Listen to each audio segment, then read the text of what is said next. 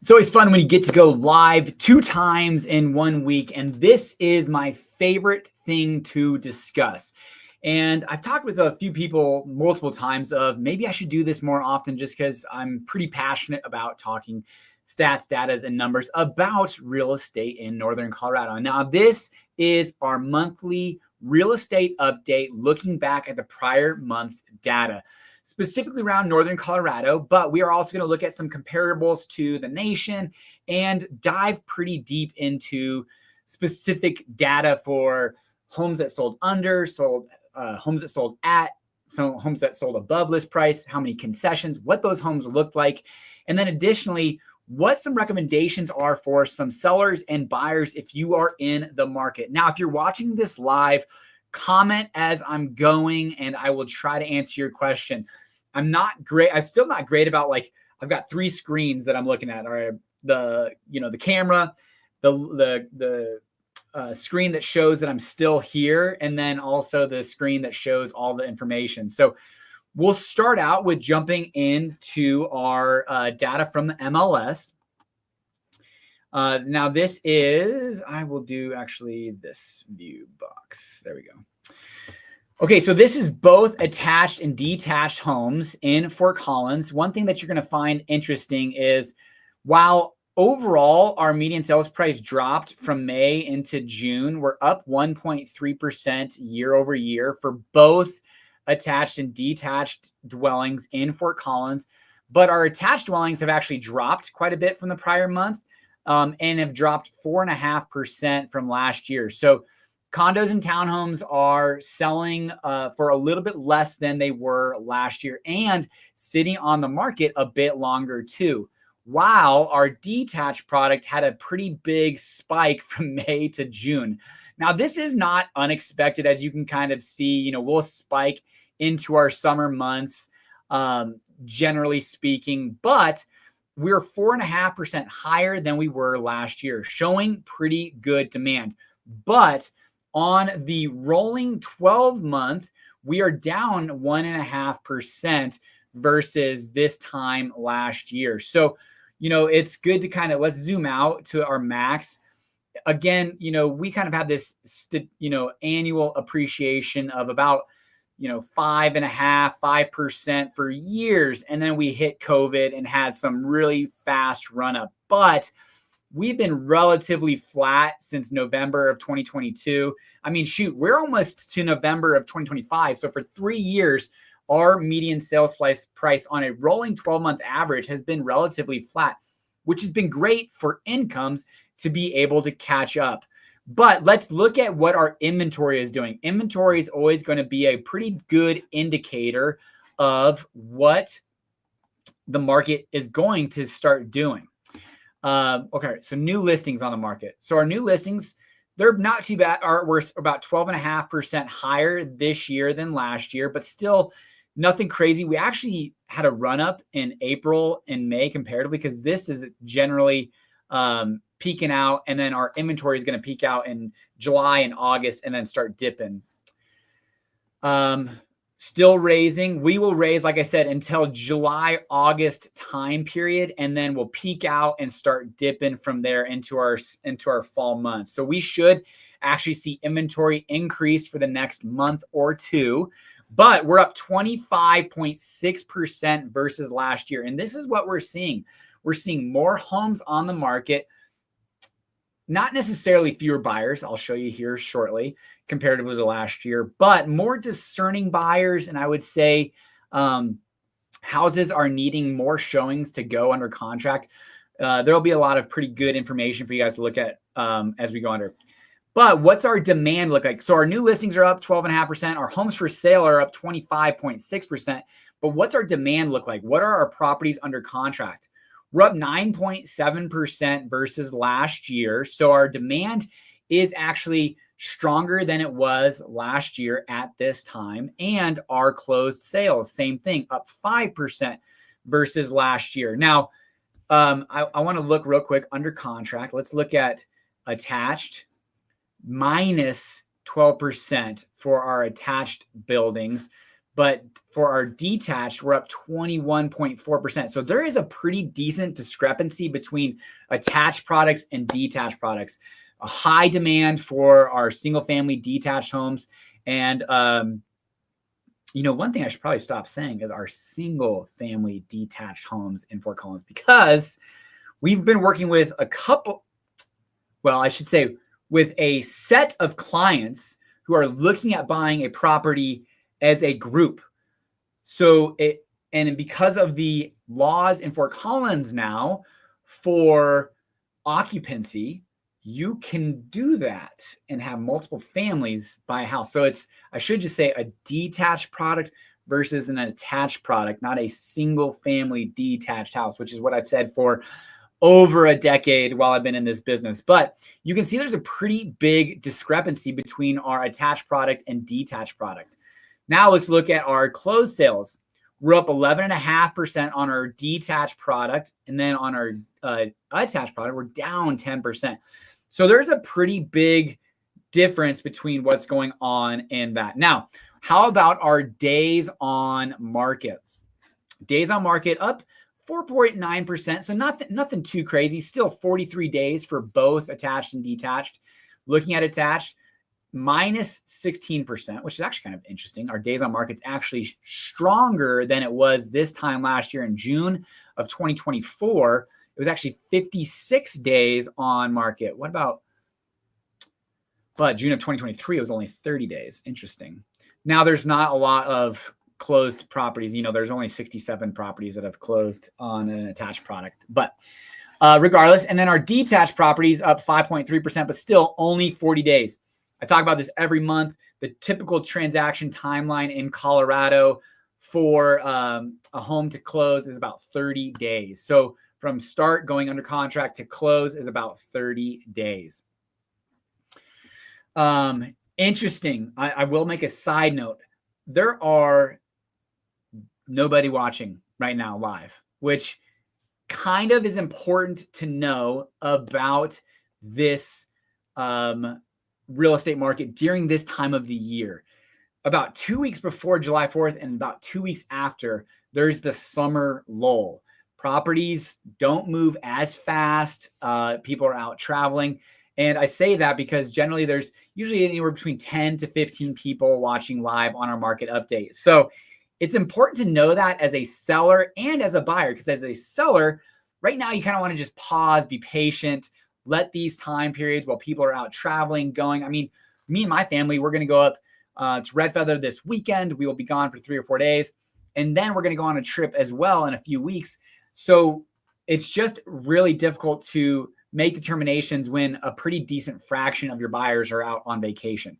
Now, as a buyer, it is a great time to be opportunistic because, well, there's still people who have houses on the market, want to sell, and aren't getting as many buyers through because of the time of year and on vacations. One thing I did want to show before we move on is shows until pending. So for both product types, it's going to be about 7.5 showings until your property goes under contract. But as an attached dwelling, you're going to be closer to 6 showings, and a detached actually higher at 9 showings. And this is important to know. I'm going to look at some data from National Association of Realtor here shortly for you guys, but it's good to know specifically for price reductions. About 47% of the homes last month had a price reduction, which we'll get to here in a little bit. But it's important to know that because we kind of have 2 barometers for when we should do a price reduction. At 10 showings, because, hey, if the median amount of showings until a home sells is 9 and it doesn't sell, it means you're probably overpriced.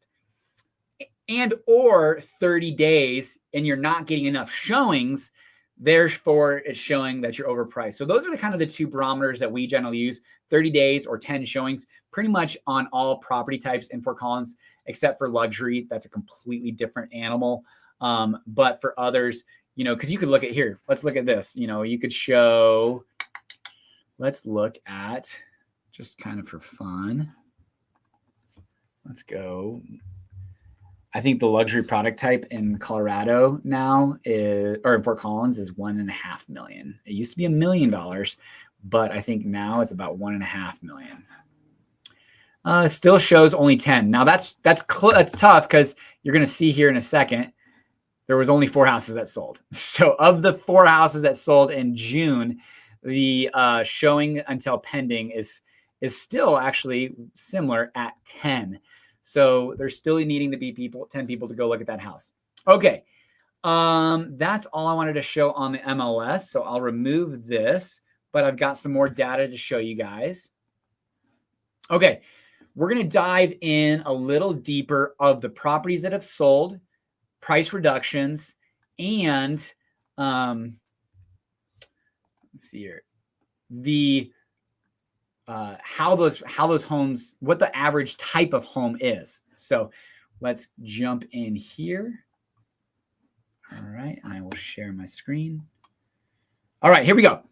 So these are homes in June that sold. So 40% sold below list price, 28 sold at list price, and 31 sold above list price. There wasn't really a discrepancy. I didn't pay too much attention to this as far as the price point, but essentially I was trying to see if there is a difference between, hey, the homes that sold below list price, are they kind of above our median sales price? And the homes that sold above, are they below our median list price? But really that's not the case. You can expect about a 2.5% reduction from your sales price if you're going to get the home under. Now, one thing that's interesting is this is at the final list price. You're going to see here that actually 46.75% of homes had a price reduction in Fort Collins. 180 homes of the 365 homes that sold in Fort Collins last month had a price reduction. So this is important to know. Of course, the ones that are selling above list price, they're probably not having a price reduction. But the homes that sold at or under list price, probably 47% of those probably had a price reduction. So between the price reduction, which averaged 2.6%, between 2.2 and 2.6%, and then the final sales price, 28% of the time you're going to get that, just that one price reduction and then sell. But 40% of the time you're going to get the price reduction and then the subsequent negotiations below list. And that's not all. 43% of homes had a concession of $9,050 on average, or 1.52% of the final sales price. So the title to this real estate market update is buyers are in control. And it's still interesting. Now we're going to look at some numbers where it's actually 27% of homes are nationwide are still selling above list price. So there are still kind of those about 1 in 4 homes that are priced right in a phenomenal location, turnkey ready, that are going to draw the attention of many people. Now, how did those houses sell? Well, this actually goes right in line with nationwide. About 27% of homes sold for cash, 67 sold at a conventional, and then, only 5% are selling for FHA or VA or other. So important to know. Man, my internet's kind of going a little bit soft right now. All right, price reductions. What was the average price home that had a reduction? $836, and the median price home was $650. And then they had a price reduction of between 2.2 to 2.6%. That's important to know as a buyer and as a seller. So if you're planning to do a price reduction, what's going to move the needle? Well, probably between 2.2 to 2.6% of the purchase price. Now, that's not to say if you're getting no showings, you might need to do a little bit bigger pull to get that needle moving. But important to know. And then as a buyer, watching those houses that maybe are having a price reduction every 30 days and knowing what you could potentially come in and negotiate is great to know. It's like, hey, listen, homes are generally doing a price reduction and this one's done already 1 or 2, and they're doing it every 15 to 30 days. And we're coming up on that like 30th day right now. So they're probably going to do another price reduction. So we could come in prior to that and assume that they've already had a discussion with their listing agent that they're going to do a price reduction. Here's where we could potentially come in and negotiate. Now, what do the homes that are selling look like? Well, they're about 2,700 square feet, 2-car garage, built in 1989. Now, I think that's on average. So this includes like the $4.5 million homes that have like 10 acres. I think this is a better number to look at for size of lot. 0.18 acres, 4-bed, 3-bath. Now, this is Fort Collins. So, those are those are probably the most readily available homes in Fort Collins. Tons of homes, huge development occurred between 1980s and 2000s. And they're just at a very attractive price point. Those homes would be at the median sales price as well. So that is what you can kind of expect for a median priced home in Fort Collins, is between 26 to 2,700 square feet, 2-car garage, built at 1990, 4-bed, 3-bath. Let's keep going. How is the nation doing?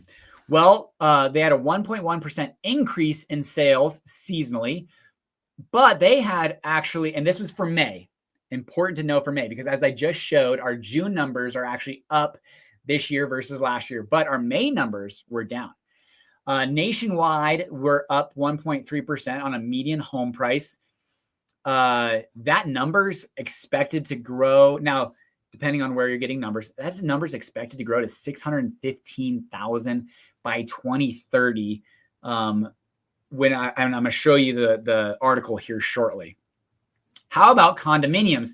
Well, they had a 2.7 decrease in sales. So that's kind of in line with what we're seeing in Fort Collins. Just condos, townhomes are not as desirable, but they did have a price bump. How is it looking in Fort Collins, 2024 versus 25, detached versus attached? Well, overall, our detached product is up 9.47% versus last year on total number of homes sold. And our condos and attached product is actually up 3.86%. So there's actually an increased demand for both our detached and attached. But as of May, we did see a price dip of 7.5% and 2.7% for attached products. So our attached products are having a little bit of a ratchet down, and that holds true for June as well. But as our June numbers showed for our detached product, it was actually a little bit of an increase. Here's what's interesting this is from the National Association of Realtors, just overall confidence index for May. So our median days on market, 27 versus 29 in April, but up from May of last year. 27 days is still nothing. 30% of home buyers, buyers were first-time home buyers, down 34% from last month and 31% from last year. It's a very difficult market to get in as a first-time home buyer. I'm going to show you the average age or the age breakdown of who's buying homes. And it's definitely not the younger generation. It is difficult to get in. And I've told this story times before, but one of my favorite comments was made by a 19-year-old who bought his first house in Fort Collins, and came up with the down payment and had the income to back it on his own. But his family was in real estate. Just so you know, he was flipping vans. So like it was just a hot, just a very cool kid. And he looked at me and he said, I just need to get a piece on the board. And as hard as that is, it's probably one of the most important statements that I talk to our buyers, our clients for. Because even if it's a condo or a townhome and you live there for 5 years, that's a big number to keep in your mind. I think if you're buying a place, you should have in your mind 4 to 5 years, nothing sooner, unless the market turns and you can just sell it for a lot more money, then great, do that. But plan for at least 4 to 5 years. And if you're going to do that, the average time that people are in home these days has moved from 7 years to like 10 years. So that being said, if you're there for 10 years, in 10 years, your home's going to have appreciation. You're going to have principal pay down, and you're going to be able to parlay those equity gains into your next house, but you wouldn't be able to do that unless you had bought that condo or townhome before. So getting a piece on the board is probably one of the most important statements I've ever been told in my career. But it is quite difficult, that's for sure. 27% of transactions were cash. That is in line with Fort Collins. 17% transactions were individual investors or second home buyers. So investors and second home buyers are making up a little bit bigger percentage, whether they're taking out a secondary, a cash out refinance on their primary, or that equity that they have in the house, or just are high earners. And then 3% of sales were distressed sales, up from 2%, still a very, very small percent, but we need to watch that. And then this, our green boxes that I got here are just kind of interesting. Again, first-time home buyers, cash sales, average number of offers received on the most recent sale. So nationwide, homes are still receiving on average 2.5 offers. Where in Fort Collins, yes, we are seeing some homes go above list price, about 28 to 30% of homes that are going above list price. And in those situations, you're probably seeing multiple offers. So important to realize that. 28% of homes sold above list price. I think that's right in line with what we saw, 28% versus 31%. So more homes in Fort Collins are selling above list price than nationwide. Percent of buyers who waived inspection and appraisal. I definitely hung my hat on this. Now, there are tools and techniques to waive your inspection while still providing protection that I'd be happy to talk through with you or anybody who is interested in. Appraisal, that too.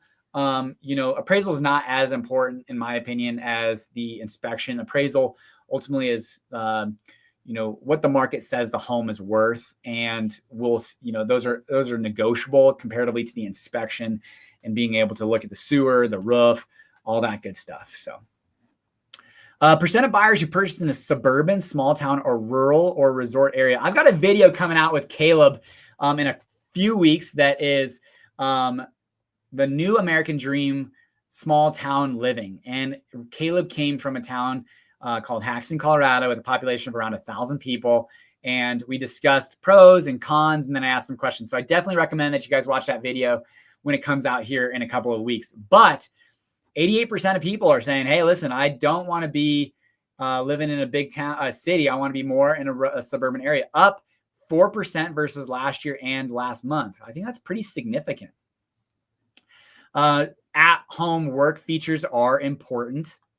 And then finally, only 6% of contracts in the last 3 months were terminated. I thought that was really up 5% from last year, up from 5%, but down from 7% last month. So more people are wanting to move forward and consummate that transaction and close it. What about interest rates? Well, I just got this email yesterday. National average 6.81% as of June 18th. But just yesterday, I got an email from our lender. If you're willing to pay 1.75%, you can get 5.75%. If you don't want to pay any points, you can get a 6.25% loan. Now, this is for first-time homebuyers. There's a little bit of a discrepancy for second-time homebuyers. But I'll tell you what, I'm going to go through some of our hot takes from our agents that I think are really interesting, because Connor suggests that, hey, listen, right now, if you're a buyer, it's time to get in and get aggressive because, well, if interest rates come down, we're at all-time highs for a stock market. I don't know what's going to happen with tariffs. I can't make any prediction what's going to go on with the future economy, politics, or anything like that. But affordability is the number one factor that people are considering right now when buying a home. And a big lever for that is interest rates. So if your house is priced at $650,000 and you're comparing a 7% interest rate to a 6% interest rate, well, that $650,000 house is a lot more attractive at that 6% interest rate. And it only gets more attractive as interest rates go down. So the hot take from Connor was that, hey, we're going to see a really active, not discrepancy, but I would say a more traditionally abnormal fall hot market because of that. So we'll have to kind of see. Okay.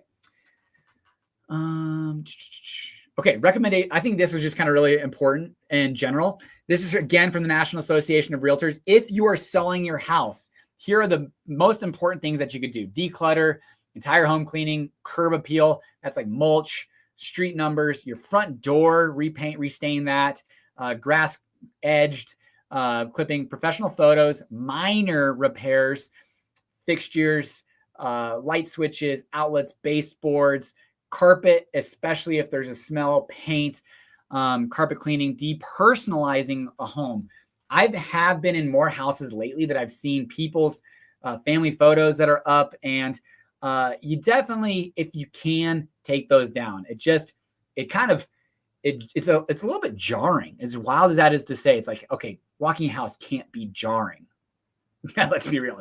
It's walking a house, but it is a little bit jarring. Like, oh, I am in somebody else's domain, and now I feel like I should like not touch anything, and isn't anybody watching me? So definitely depersonalize the home, personalize the home, paint touch up, painting walls, landscaping, outdoor, grouting. We did have a client re-grout their kitchen, their bathroom, and then removing pets during showings. We had one listing that did not sell. There were cats in there. There were signs of cats, cat doors, litter boxes, and it just did not sell. Let's see here. Got a question real quick. I just want to look at it before I move on. Hey, Patrick, just got to the live at the beginning. Also find these super insightful. Would be interested for more content. All right. I think I might have to do that. So I might be with you on that one. All right. Moving forward, change of buyers who plan to remodel home. This actually was counter to what I would have guessed. They're saying that 42% of more buyers are expecting to remodel their houses. And I have been under the kind of notion that that's not the case. Yes, if I'm going to get a great deal and I have a desire to do that, I will. But because of the cost of materials and labor and like a bathroom, a small 6x8 bathroom used to cost me, like, sign the check, $4,000 to get that thing remodeled and look crispy. Crispy. I kind of like that word. But now that could quickly go $6,000, $8,000, or $10,000. So that's a little bit counter to what I believe buyers are looking for, of like, hey, listen, I would much rather a turnkey, ready house to go, at least clean, not any huge remodels that need to take place because it's just so expensive, and I'd rather finance those in to my purchase. But it says nationwide. Now, this is from what realtors are saying. Realtors, whatever that is. Real estate agents. There we go. 42% of them are saying that buyers are actually open to the idea of remodeling the home. Interesting. Okay, now this is, again, kind of justifying as a seller what to expect when selling a house. Number of homes buyers expect to see prior to selling. Well, essentially, they're expecting to see probably between 78% of buyers are expecting to see at least 6 to 10 houses prior to going under contract and closing, which means as a seller, if you're getting 6 to 10 people through your house and it's not selling, it means it's probably overpriced, needs to be adjusted and go down. And as a buyer, you have those homes now available to see. I mean, I tell the story in 2013 when we bought our second house. We walked the house. I looked at my wife and I said, "Do you like it?" She goes, "Yep." I said, "Do you want to buy it?" She goes, "I mean, maybe." I was like, No. We need to know today if we are buying this. That's how hot the market was back in 2013. And it's been like that all the way, my entire career, essentially. I mean, I bought our first fix and flip in 2009, but I was full-time in real estate since 2012. And up until essentially 2023, it's been extremely hot in Northern Colorado as far as the market goes. But now we're starting to see buyers be more discerning, take their time, and ultimately look at 6 to 10 houses, 11 to 15 houses, and then make an offer and close. Okay. This is just going to set the groundwork for the next piece of information that I'm going to share with you. Here are the different generations. Okay. Silent generation, older boomers. I love this. Older boomers and younger boomers. Gen X. I'm a part of the older millennial crowd, younger millennials, and then Gen Zers. The reason why this is important, so that sets the stage of how old or where people are at when they're buying the house. But here is the share of buyers. Don't look at this. Not yet. Okay, there we go. Okay, share of buyers and sellers by generation. So yeah, the silent generation and Gen Zers, small demographics, but boomers, younger boomers, and Gen Xers are going to make up the lion's share of our sellers and buyers. For buyers, what is that? 32, 42, 46, 66% of buyers are Gen Xers or older. So if you are preparing your house to sell, understand that's probably 66% chance that's going to be who buys your property. Now, that's not necessarily fair because it does depend on whether it's an attached, a ranch, a two-story, a bi-level. There's probably there are different product types that will appeal to different buyers. But like, let's say you have your standard 3-bedroom, 2-bathroom ranch in a subdivision that's, like the older, the house that we saw, 1990s, 4-bed, 3-bath, 2-car garage. Well, anyways, 66% chance that buyer is going to be a Gen Xer or older. So how can you make sure that home is ready for them to move in and kind of prepare as a seller for that buyer? It is a bummer to see that, even older and younger millennials are having a hard time buying houses. The median age of a first-time home buyer, as we went over last month, is I think 38 or 39 years old, which is just really kind of disheartening because it is the biggest ability to generate and build wealth over a lifetime. Yes, it's not an investment, but it's a great way to, put money towards principal. You're going to be paying a mortgage or rent every month anyways. Why not pay down principal a little bit each month? On our mortgage, we're now paying down $1,000 per month on our mortgage, which is $12,000 a year. I mean, I just view that as a savings account. And when we go to sell, we're going to get the benefit of that principal pay down to parlay into a next house. Now, my wife's watching this. The idea is to not sell our house for a long time. She's got this idea to go and buy a homestead with land, and I have no desire to do that. So don't tell her. Hopefully she's probably not watching. But if she is watching, I expect you to make a comment, Janae. She always says she watches, but I don't believe her. All right. Okay, let's get going. All right. I am going to remove this and just kind of talk to you guys a little bit about, okay, what about recommendations as a buyer? My biggest recommendation as a buyer, be patient, be ready to negotiate, understand that half of homes are getting a price reduction.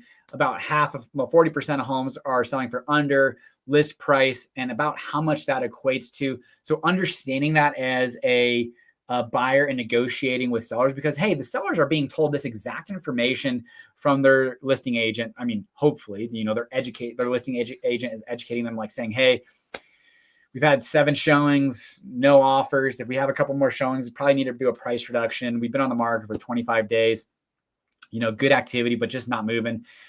So a good price reduction would probably be between 2.5% to 3.5% to really move the needle to potentially get a buyer in here. And knowing that as a buyer, being able to come in and potentially negotiate that is important. But I will say, I'm going to go through 4 hot takes from 4 of my agents, which this is my first monthly update since having added Rodney to our team. We just added Rodney. He's a new agent to our team, but he is getting after it. We're super excited to have him. We don't really actively pursue or grow our agent base, but it was a great fit. He was actually a client of ours.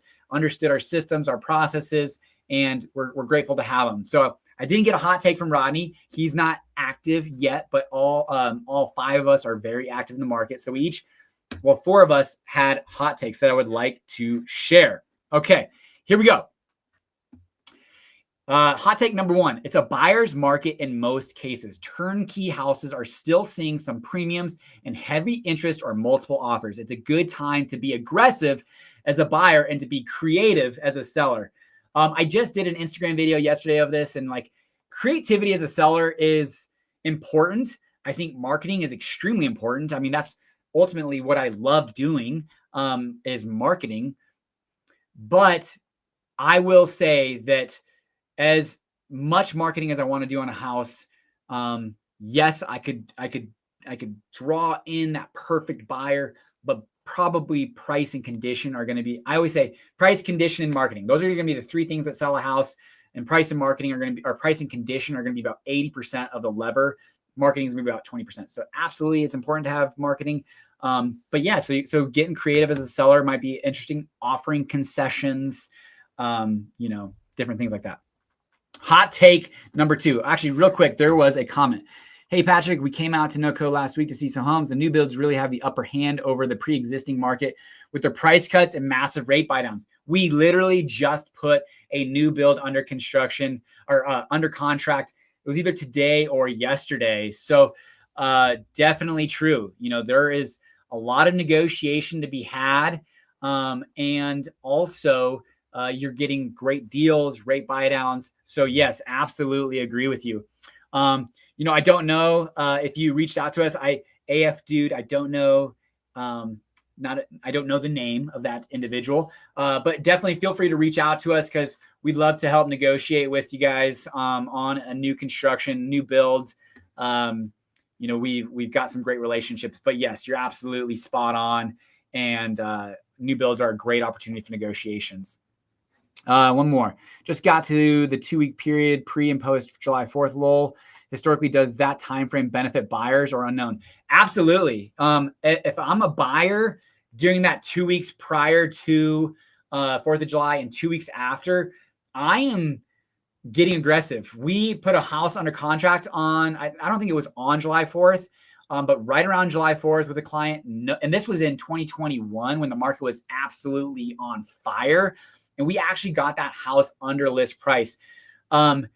While yes, it's not the funnest as a listing or, as a buyer's agent or anything along those lines to look at homes, I think some of the best times to go and look at homes and make offers are during holidays, during inclement weather, and times where other buyers are hunkering down. Like let's go brave the storms, let's go brave the holidays and get in there. And that's actually why it's important for us, why we have a team, is because, hey, listen, I'm going up to Red Feather this weekend, but we have 5 other agents who are excited and ready to show a house, especially if it is an opportunity of like, hey, this just hit the market on Friday, July 4th. Let's get in there on Saturday, tour it, and make an offer. So yes, I absolutely believe it's a very opportunistic time to be a buyer during that kind of 2 weeks before and 2 weeks after. Here we go. Hot take number 2. Northern Colorado market is very unique and unpredictable, but very active. Sellers providing a good product at a competitive price will move a home quickly. Buyers have options to either get into a very nice turnkey property or even have the opportunities to get into a great home and make aesthetic changes as seen fit. Northern Colorado is a hot spot and do not see that changing in the near future. There's some study or reports out there that are suggesting that the national median home price will increase to $615,000 by 2020 or 2030.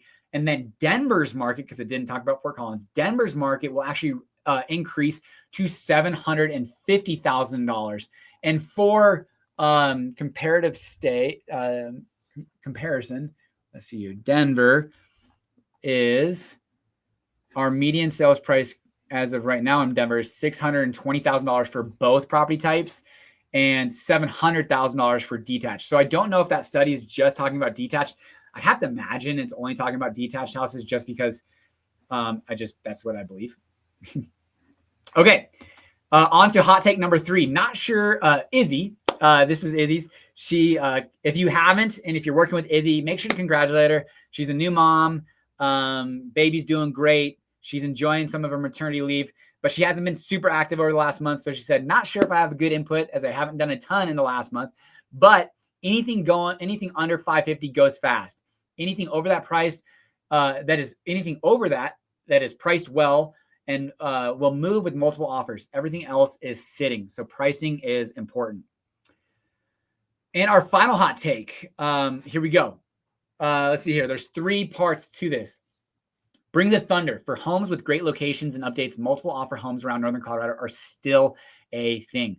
Patience is king for sellers. Homes with fewer updates, deferred maintenance, or bad locations are selling, but be ready for them to sit on the market for the right buyer.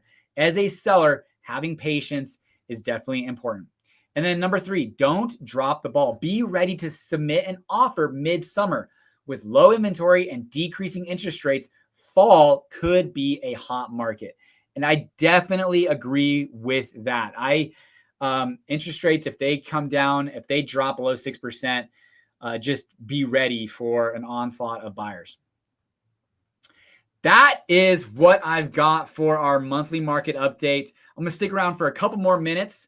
And if anyone has any questions, it sounds like one of our viewers is a little bit behind. So I don't know how much behind he is, but I'll stick around or he or she, don't know.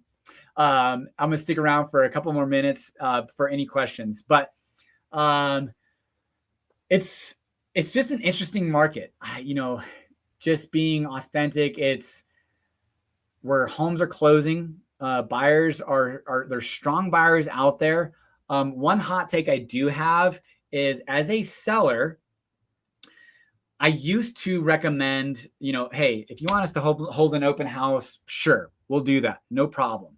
Because the reality is it was really a great opportunity for a listing agent to build their business by getting active buyers who are walking through homes in and ready and potentially convert them, if they don't buy that house, to buy in the next house. But we have been seeing a bigger percentage, anecdotally, to buyers who are initially walking through an open house and then going and calling their buyer agent representative and saying, hey, we love this house, let's get into it and buy it. So I do think, as a hot take for sellers, because we did have a seller say, hey, listen, we're not really open to open houses. We wouldn't mind a broker open, but not super open to open houses. And I was like, I used to not care at all. And now I'm saying, hey, it is actually a decent opportunity to get that buyer who is watching the market, to get them through. Let's see here. We did get a question. How big of a deal are the train tracks? Some homes with good prices there, Berthoud and Loveland in the area too. Not too much. I would say like the Union Pacific Railroad over off of Timberline runs 3 times a day. That's going to go through Loveland and down south. There are other trains that are going to be a little bit more active, but it's more for me, it's more of the annoyance of potentially getting stuck behind a train than it is necessarily the noise. There was a home. Let's see here if I can show it, because we actually closed on it. There was a home, and I actually got to get going here in a couple minutes. Stick around with me for 2 seconds because I want to show you this. I think it's important, because you just asked. So this is specifically for Collins, right? But this house specifically backed right to the train tracks, and it was multiple offer situation and went way above list price. Let's see here. Yep, here we go. I'm going to show my screen. This house right here, if you can see, backs straight to the train tracks, and it was listed at $850 and went for $913. They had 7 offers, 5 of which were above $900,000. And we actually Connor closed on this deal, I believe. Yeah. Connor closed on this deal, had a great rapport with the agent. But as you can see, this is the Union Pacific Railroad.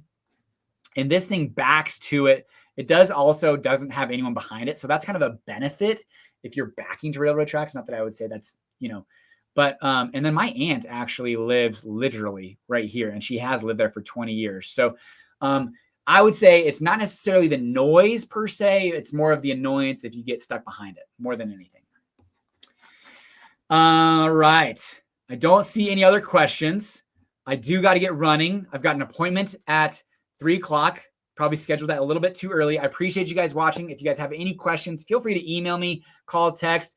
Our newsletter is growing. Let me know if you want that. We'd be happy to get you on our newsletter list. 1,400 people are on that and growing. 1,419. It's not like I watch it or anything. And then also, if you guys are considering relocation, buying, selling, or investing, give my team and I a call, text, or email. Or, well, no, there's no QR code that I'm going to show you today. So call, text, or email for now. Appreciate you guys watching. And until next time, enjoy your day. Take care.